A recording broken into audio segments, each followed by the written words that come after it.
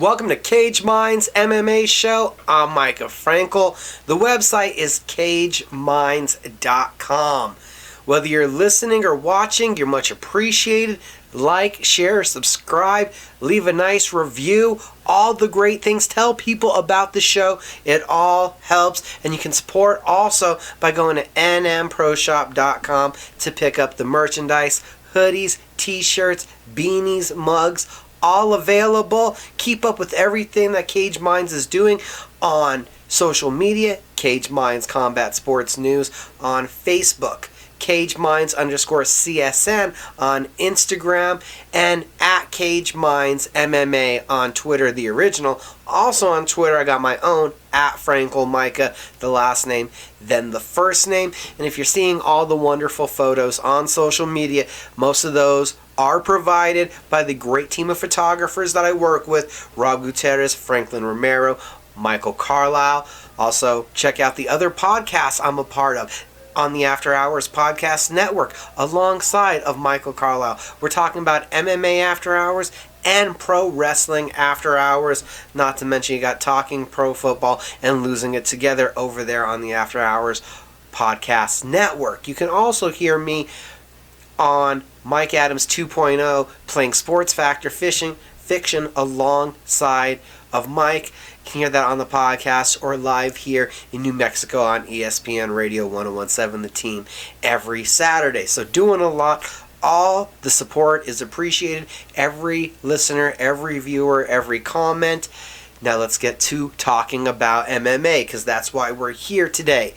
We're going to start off like how we normally do, talking about last week's fights. One championship, full circle, Singapore, 3 world title fights on one stat card. The main event, 2 Division 1 world champion Rinaldo Ryder continues to be unbeaten, now 15-0, successfully defending the middleweight title, taking down one welterweight champion Kareem Abasov, and getting the head and arm choke to retain his title. Roman Kakayla defeats Murat Aygan with the one light heavyweight kickboxing title on the line. A vicious TKO there. And unfortunately, Petchmarut versus Jamal Youssef, the battle for the One Super Series Muay Thai featherweight title, had to be canceled. That one looking to be rebooked immediately. And Vitaly Big Dash comes out on top of the trilogy, getting the unanimous decision win over La and Sang. Then we head over from one championship and the best middleweight that possibly nobody will ever see, because let's be honest, I don't think one is going to let Rinaldo Ryder get away from him. The Dutchman, 15-0, incredible stuff. You haven't seen a lot of free agents jump ship. I mean, yes, there was the big trade, Askren for Mighty Mouse. There was the free agent period with Eddie Alvarez. You've seen kind of a shift there with the heavyweight division. Arjansin Bular really being the first athlete to not be happy with one. One is trying to compete with the UFC. You're not going to see them be a feeder league. So Rinaldo Ryder, you guys are going to have to wake up early in the morning if you want to check out somebody who is doing some spectacular stuff there on the other side of the world. He has the middleweight title. He has the light heavyweight title. He's called to have an opportunity at the heavyweight crown. It may just happen. He's also called out to take on some of the best grapplers in the world in the one grappling realm. So who knows what's next for the Dutchman? But he's somebody that is worth getting up early in the morning to check out. Now, mid-afternoon on Friday, you had Bellator 275. Bellator over in Ireland. Still a middleweight world title fight. Gegard Mousasi being challenged by the unbeaten Austin Vanderford. And it was all Mousasi. Some pundits had thought that the power wrestling, the big double leg, the energy, the useful vigor of Vanderford would be able to wear down Mousasi early. That was not to happen. Mousasi got the jab going early. The crisp 1-2. Vanderford swinging to save his life and gets taken out quickly. The precision striking, the right hand stuffing a takedown, getting on top and ground and pounding his way to a victory in 85 seconds. You're not doing it right if you're doing rankings and you don't have, we're talking about cross division now, cross the division, cross promotions. Gegard Mousasi, René de Ryder have to be there in your top 5 alongside of Robert Whittaker, alongside of Israel Adesanya. There's more fish in the sea than just the UFC game, and these two middleweights, these two Dutch fighters proved it by both retaining their titles on Saturday in ultra impressive fashions. And not to mention, they did train together. Mousasi, what's next up for him? Well, Bellator has a quick answer for that. John Salter, yes, he did lose to Gegard Mousasi, but he's got a quick turnaround opportunity taking on number 3 ranked Johnny Eblen. So you got 2 versus 3. It's like a spectacular performance. Eblen, unbeaten, obviously going to walk into a title shot if he gets the victory. Salter, though, could take that momentum. Or could it be Fabian Edwards? Yes, he did lose to Vanderford, but now he's going to be taking on Lyoto Machida. And Machida, well, he did fall to Mousasi. It was by a split decision. And even though he's outside of the rankings, that name right, Machida, that could command a rematch and be a main event for Bellator MMA. Or maybe the outside chance, maybe Mousasi takes a look at going against the winner of the light heavyweight Grand Prix. So I think there's 3 huge fights on the horizon that are possibilities, realistic ones for Gegard Mousasi, and it's time to acknowledge the run that he's having there in Bellator, and that this may have been one of the guys that the UFC let go of a little too early. Don't forget, Mousasi was knocking on the door of a title shot when he became a free agent. Talking about title opportunities, in the co-main event, Shinee Kavanaugh defeats Liam Mccourt. One judge gives her all 3 rounds. The other 2 go 2-1. The striking on the Irish fighter's side. She showed moxie. She showed toughness. And when you're able to turn back the hot name of the division like Mccourt, the announcement was made. Kavanaugh gets a second crack at Cyborg here in 2022. We've all been waiting for the Kat Zingano Cyborg fight, but possibly negotiations about drug testing being implemented have curtailed those talks of a title fight. We know that Zingano is facing Pam Sorensen at Bellator 276, and Kavanaugh has been announced as the number 1 contender. So Cyborg Kavanaugh 2, it's on the way. Kasim Magomed Sharipov, the brother of Zabit Magomed Sharipov, beats the brakes off of Jose Sanchez, shows the diverse skill set, gets takedowns, wild kicks, precision striking, the whole deal, just like his brother, the grappling, the striking, another terrifying featherweight coming up there in Bellator. And in the bantamweight division, Jornal Lugo remains unbeaten, the unanimous decision win over Brian Moore, showed off the slick striking. Lugo, he's right there, he's primed and ready. If there's an injury in that bantamweight World Grand Prix, you know, Lugo wants to get right in there after Josh Hill to be an alternate. We could welcome you back to the States. There was LFA 125 from Niagara Falls. Women's strawweight title on the line in the main event. Who would walk away the 4th ever 115-pound women's champion in LFA history? Jacqueline Amore, Lavette Young. Very quickly, the fight gets to the ground, and it's a knee bar in the first round. We have a huge cage grab from Young as Amore gets in on a double leg. A point deduction. If you want to take a minute.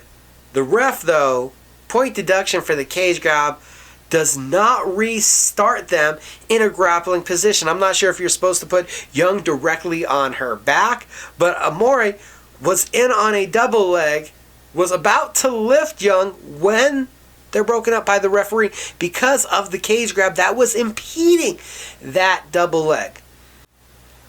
Young catches an Amore kick. They hit the ground. The scramble is on. The knee bar is locked in. A couple adjustments. And the Brazilian gets the tap. Still unbeaten. Gets the strap. And predicting that Amore, next time we see her, will be inside of the UFC octagon.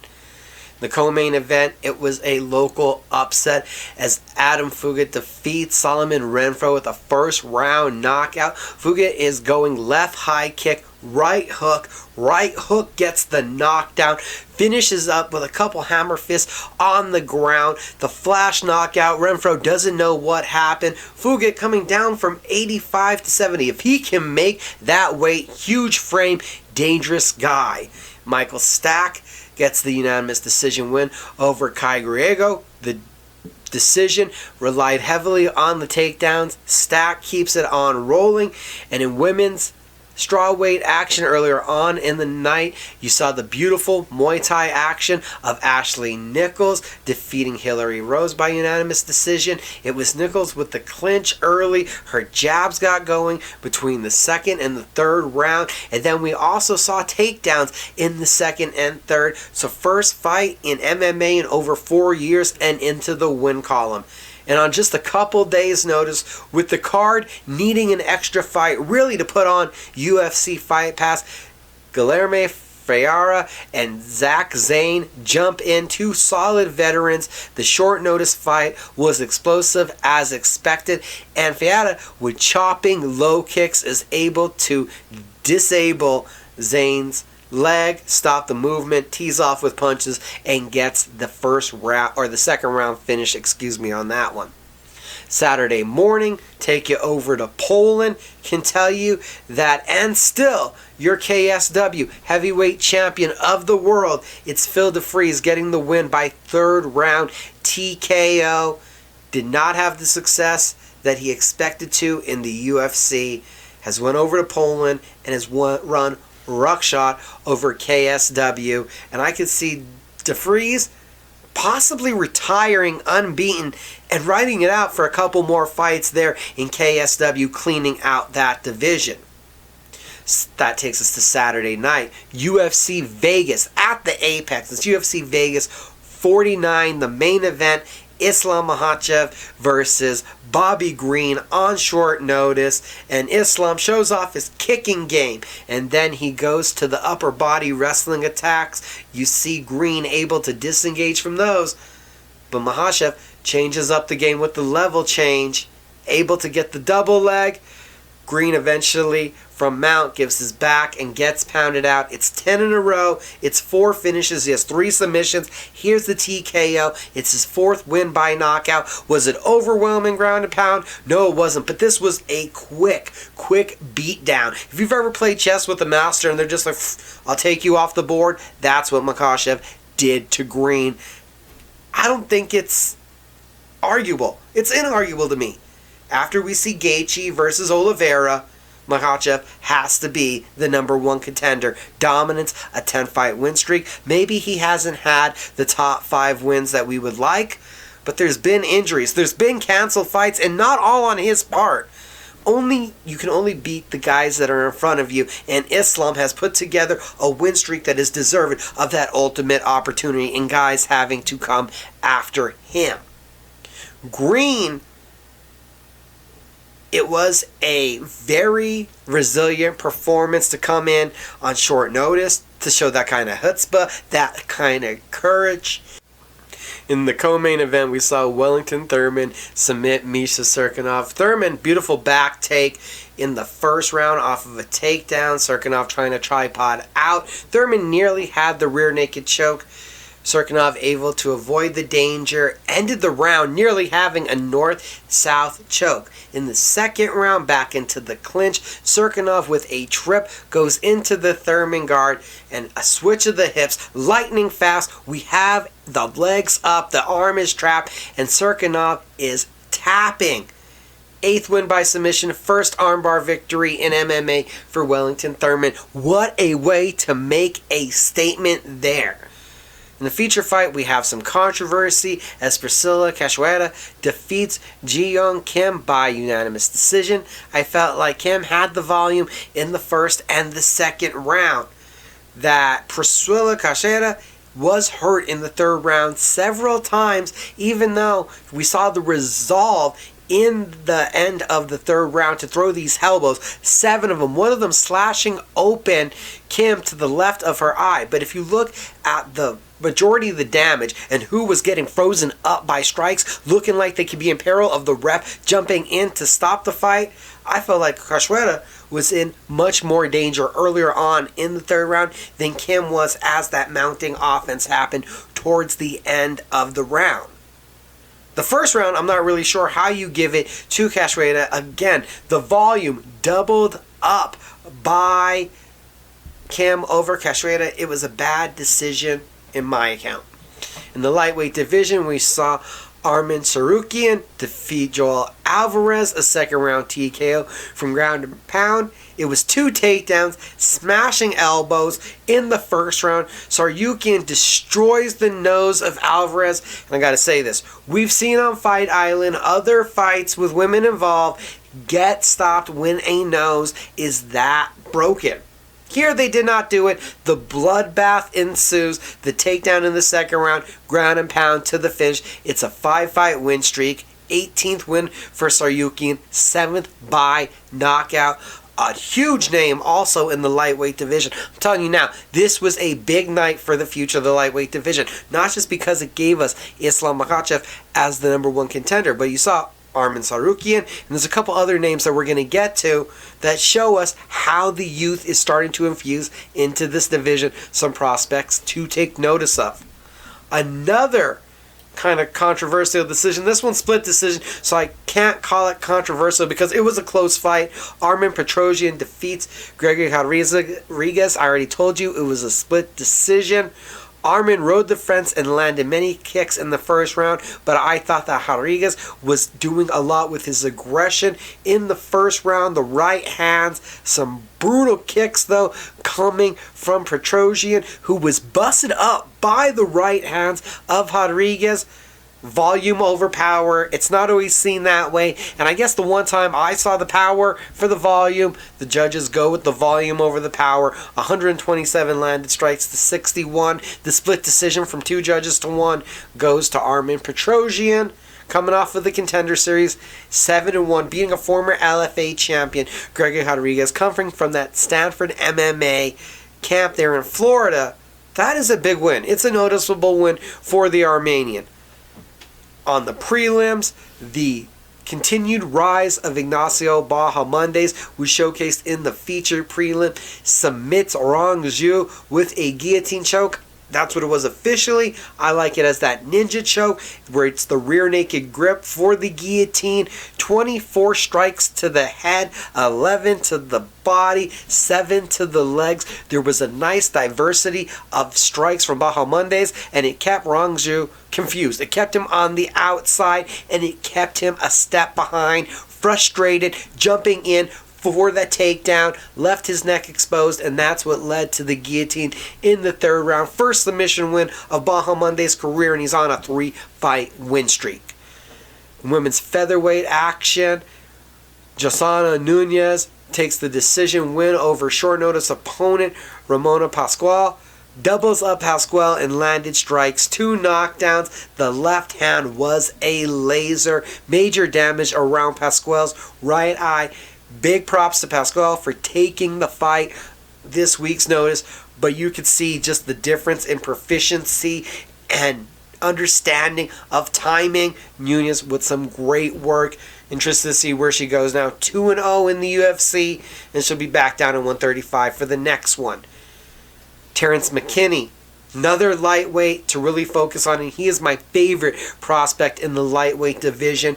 I love these prospects as they're making their name, as they're making their introduction to this UFC audience. McKinney slips, overextending himself on a left hook, leads to a scramble. He takes the back, rear naked choke. All 4 wins of a 4-fight win streak have come by first round finishes. 100% win streak anyway.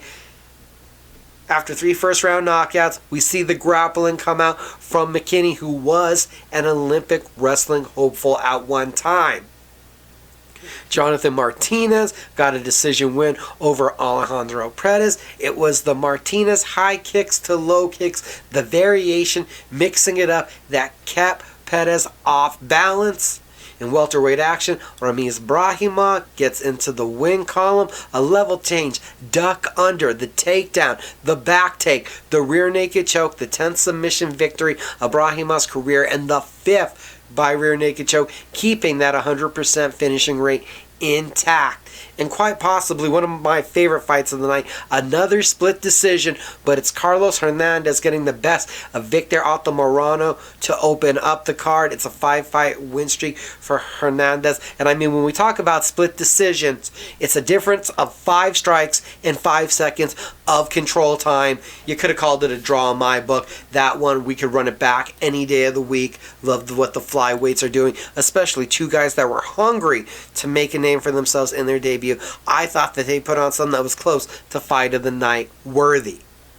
Now we're going to transition over to the news and the notes from around MMA this past week.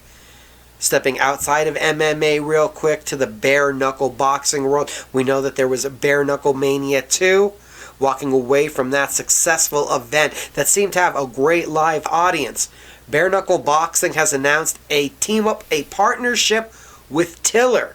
It's an interesting announcement considering Tiller had to cancel their event schedule with their Tiller Triad Combat from Houston. And now they're teaming up with Bare Knuckle Boxing.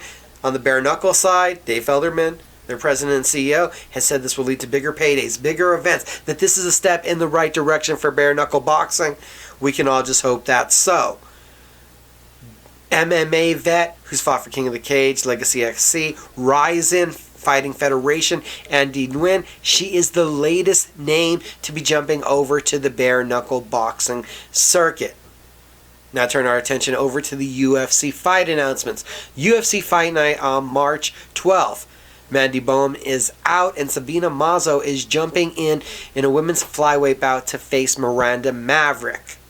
Ariane Lipsky is also out, and JJ Aldrich is going to be jumping in to face Jillian Robertson. That's also in women's flyweight action. UFC Fight Night on April 16th has seen a change of a welterweight bout. Diego Lima has retired, and Miguel Baeza will now be facing Andre Fialho. And in women's strawweight action, Sam Hughes will be taking on Isleta Nunes on that card. UFC Fight Night on April 23rd has gained in featherweight action. Love this one. It's going to be hard on the 23rd to get fight of the night because Charles Jourdain is taking on Groovy Landon Venado. That one's going to be a banger. UFC 272, what we're going to be talking about here for March 5th, a late switch that we're going to get to. Eric Gonzalez is out and Devontae Smith is jumping in to face Ludwig Klein.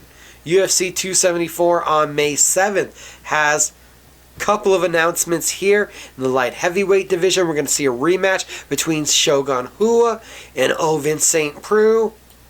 Michael Johnson is going to be taking on Alan Patrick, that one at lightweight.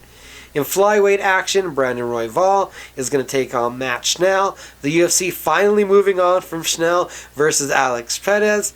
And then in bantamweight action, Journey Newsom versus Fernando Garcia, also known as Fernie Garcia for you LFA fans. UFC Fight Night on March 14th has gained in middleweight action. A quick turnaround for Nick Maximov. He's going to be taking on Andre Petrosian. And the UFC Fight Night on May 21st in the middleweight division has added Joseph Holmes versus Alan Alimedov. And in lightweight division, you can say Omar Morales versus Uros Medic.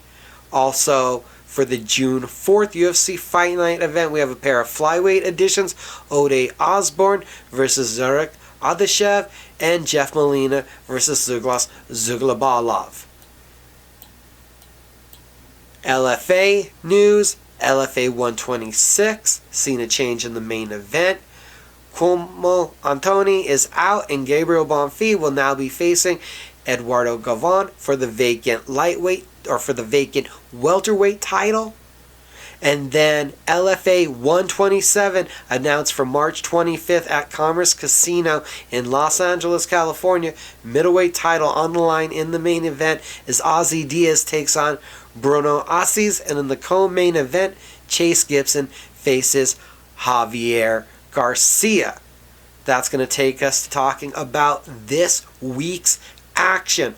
On Friday, it is a Fight Pass Friday with a 6-pack for you. CES MMA 66, Tyne FC 73, Cage Warriors 133, Tough Enough 127, Unified MMA 43, featuring the MMA return of Ryan Ford, the real deal, of former MFC glory, had taken some time off, went to boxing. He's coming back to MMA.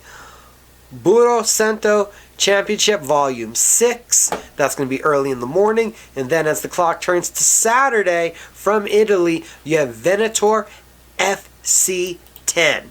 And this Saturday night, the main course, what we're all looking forward to, one of the most anticipated grudge matches in all of MMA history. It's UFC 272 from the T-Mobile Arena in Las Vegas, Nevada, and the main event, number 1 ranked Colby Chaos Covington against the number 6 ranked Jorge Gamebred Masvidal, the BMF champion. These two were once thick as thieves, best of friends, cornermen, training partners, there to warm each other up, cool each other down, even reminiscent to the story of Masvidal was allowing Covington to stay on his couch when he first got down in South Florida, taking him in. Now we understand that this was a relationship of improvement. Masvidal improving, Covington striking, Covington improving Masvidal's wrestling. The two of them against the world as they tried to make that climb towards the top.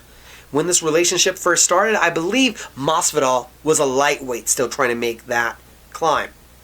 Changing his life, cutting less weight, moving up to 175 pounds, or 170 pounds, excuse me, thinking about Eagle FC and 175 one day, moving up to 170, Masvidal has found his most success. His biggest victories, Ben Askren, Darren Till, Nate Diaz, they've come at 170 pounds. Now, at some point, it appears between these two, speculation would say it was money, it was fame, it was opportunity, it was who was getting more promotional attention, who was getting the bigger push, who had more eyes on them, who was making the bigger brand of themselves, drove a wedge between this relationship. That's what speculation would say.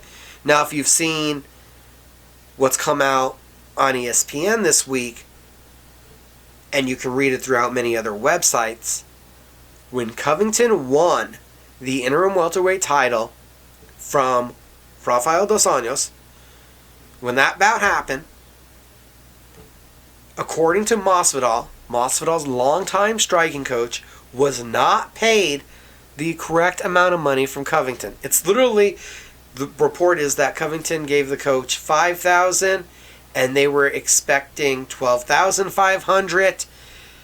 Covington says that he only got half the money that is being reported for the fight, so their calculations are off. Even if it was the 5%, he still probably would have owed that coach $2,500. Neither here nor there. This is what drove a wedge between the two of them, supposedly. And Masvidal said that he paid that note for Covington, making it well for the coach's effort, and said that means you were owed a beating one day. There is a receipt, and you're going to cash these hands one day. It's been a long lead up. It's been a lot of social media back and forth. But Saturday night, this side of Liddell Ortiz, we get the best grudge match that we've had from a thought process of these guys knew each other, that these guys helped bring each other to this arena to get this good. They did it on those mats, and now they can't stand each other. We haven't had real beef, real hatred like this quite possibly since a Nurmagomedov and a McGregor, maybe a Rousey and a Tate. This looks to be some real hate and some real beef.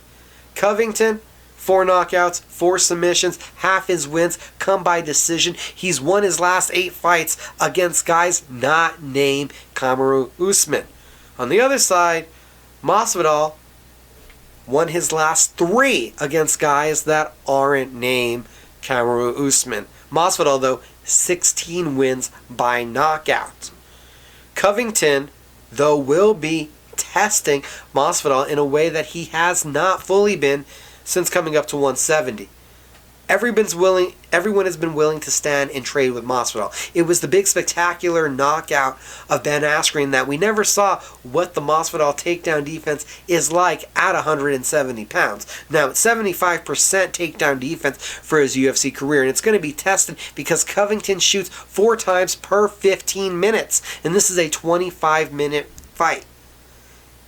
Most analysts, most pundits would tell you that the advantage in this fight for Covington is his cardiovascular ability. He has a deeper gas tank. He will go harder, longer, is what the book says about him. Now, if you actually look at the striking stats, the lands per minute and the strikes absorbed per minute, they're actually equal.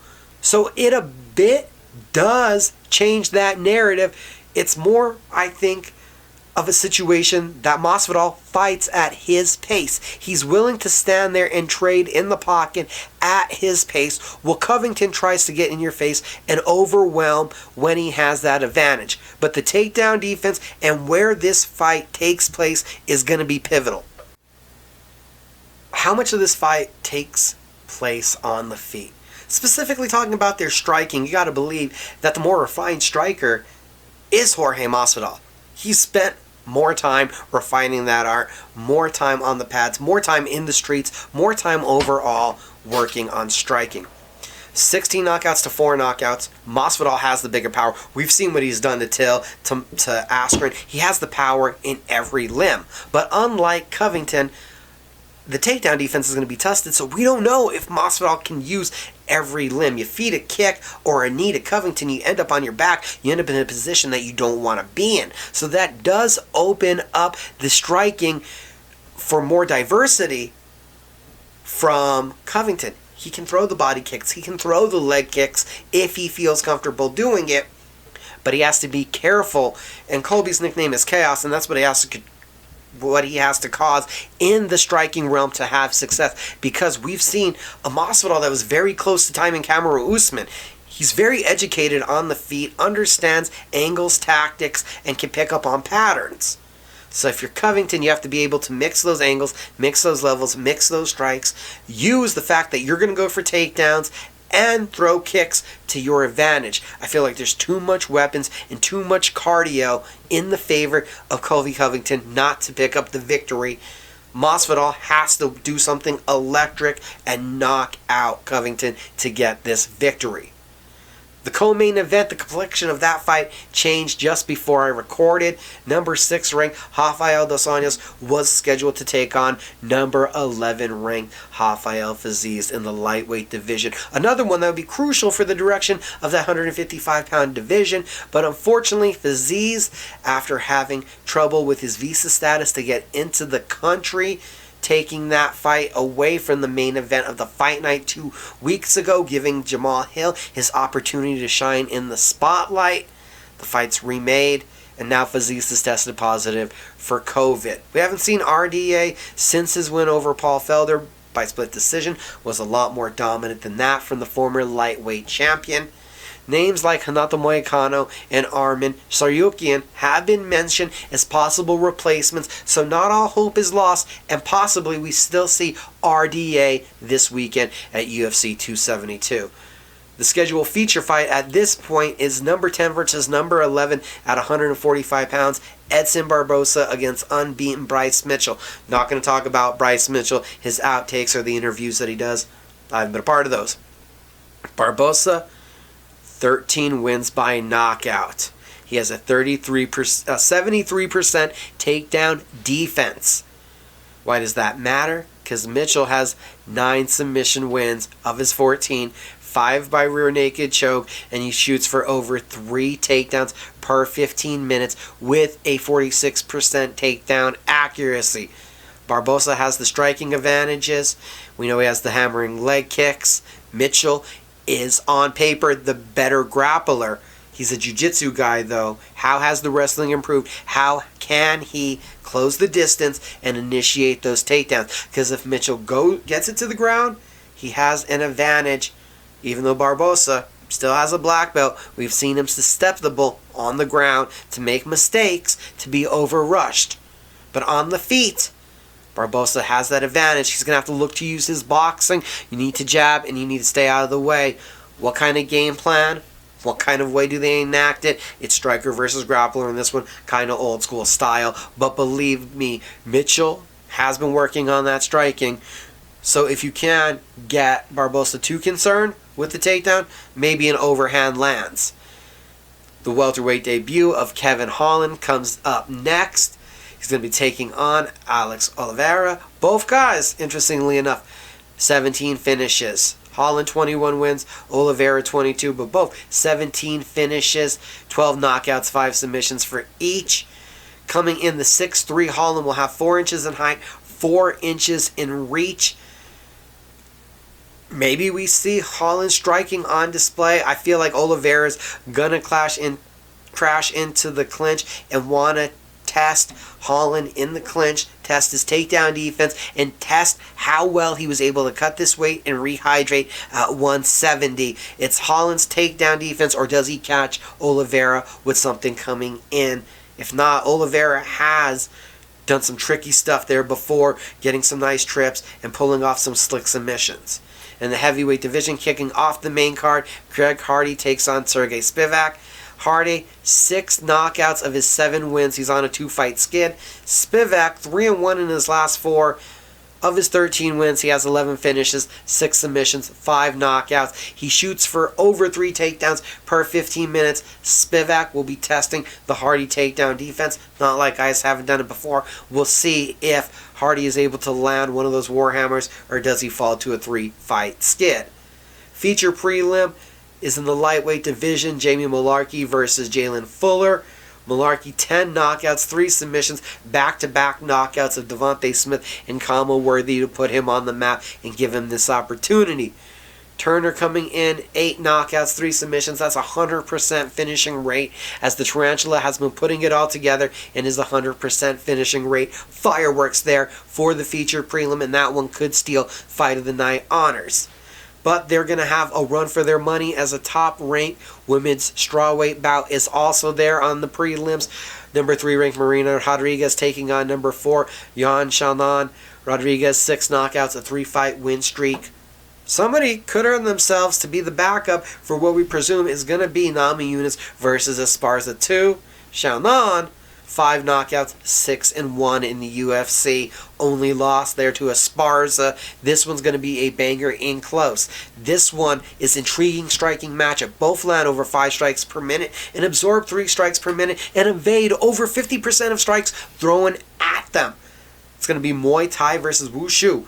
I can't wait to see how this one plays out. In the light heavyweight division, Nick Mariano taking on Kenny Nzechukwu.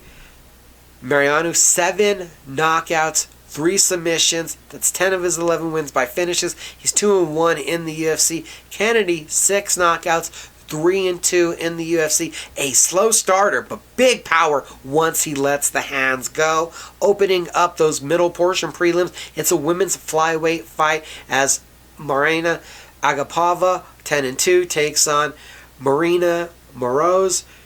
Agapova, 2-1 in the UFC, both wins by rear naked choke. She has 5 submissions on her record, while Moroz, known for her boxing, coming off back-to-back decision wins, but has half of her victories by submission. The early prelims, you have unbeaten Umar Nurmagomedov versus Brian Kelleher as the featured one there on ESPN Plus and UFC Fight Pass. Kelleher, 8 submissions, 10 knockouts, 5-2 in the UFC since the start of 2020. The guy is kept active and he gets finishes. Nurmagomedov has just under half, 6 of his 13 wins come by submission. He looks for the takedown early and often and looks to pound away.